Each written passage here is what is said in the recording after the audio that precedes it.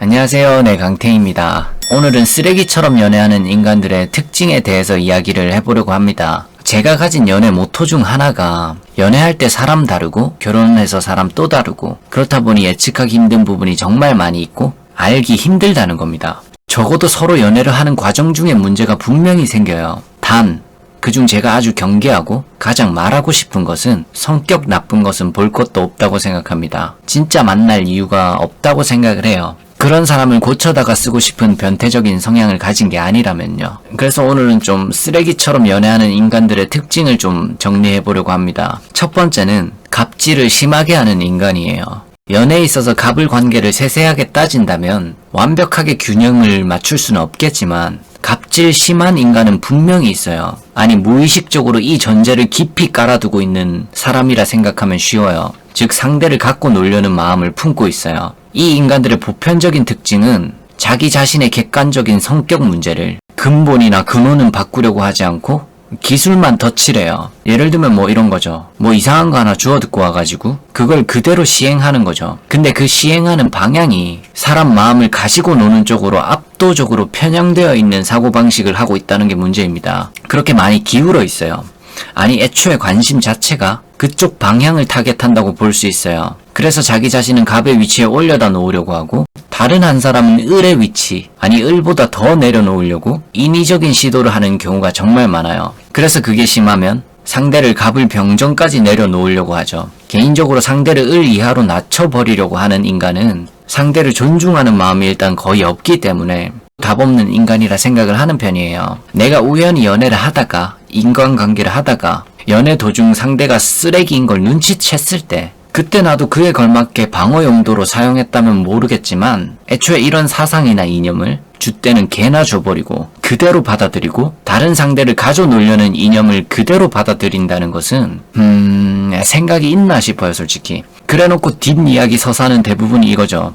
나도 연애를 하면서 피해의식이 생겨서 다른 사람에게 푸는 거라고. 웃겨서 말이 안 나오는 수준입니다. 그걸 왜 다른 사람에게 풀어요? 당신 같은 사람만 많아지면 세상에 연애할 사람은 거의 소멸될 거예요. 갈수록 없어질 겁니다. 이런 말을 꼭 해주고 싶어요. 완전 다른 겁니다. 공격성을 가지고 갑질하려는 자세와 공격성을 가지고 있지만 상대가 악의를 품음에 따라 방어 기제로 사용하는 것은 너무너무 다른 거예요.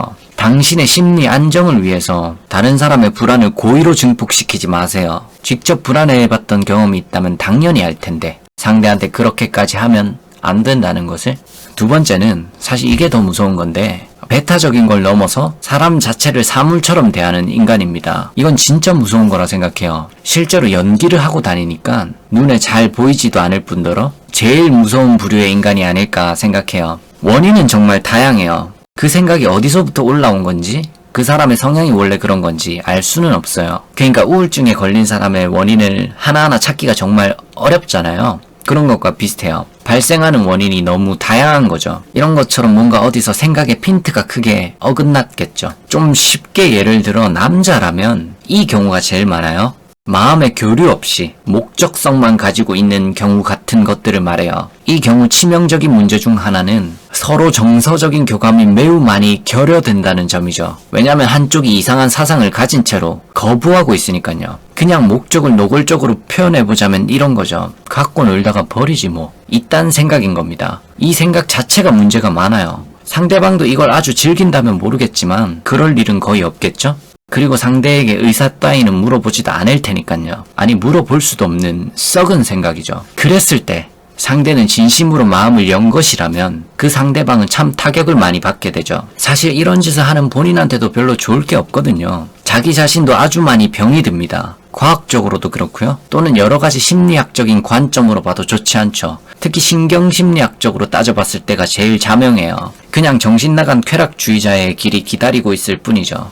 또 어장을 예로 들면 가장 악질적인 어장 중 하나가 절대 사귀어 주지는 않으면서 가끔 지 심심할 때 연락을 하는 거죠. 그리고 그 선을 넘어가는 겁니다. 그 선을 넘어가서 자주 만나주고 돈까지 뜯어내는 경우죠. 나 심심할 때 공짜로 밥 사주고 놀아주고 선물까지 사주니 얼마나 갖고 놀 맛이 나겠어요. 그런 걸 즐기는 사람일 텐데 여튼 이 경우도 사람 마음을 진짜 사물 그 자체로 보는 거죠. 사람마다 모두 다 완벽하게 솔직할 수도 없고 자기 중심적인 부분을 분명히 많이 가지고 있어요.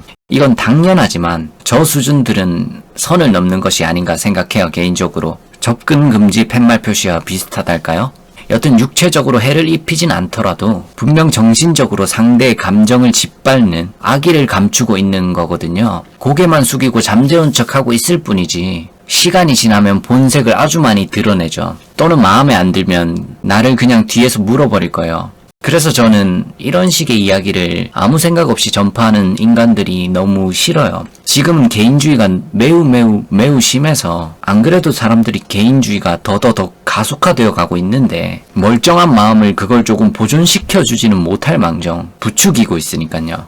방어 기제로 사용했을 때가 진짜 의미 있는 거라 생각을 합니다. 이건 순수함을 갖춘 거예요. 순수한 건 순진한 거랑 달라요. 할 줄 알면서도 안 하는 걸 구분하는 겁니다. 그걸 구분하기 때문에 순수한 거예요. 시작부터 갑질? 시작부터 사람을 사물처럼 본다? 상대에게 이런 느낌이 많이 들면은 진짜로 걸러내라고 말씀드리고 싶어요. 엄청난 감정 소모를 동반할 게 너무 뻔하거든요.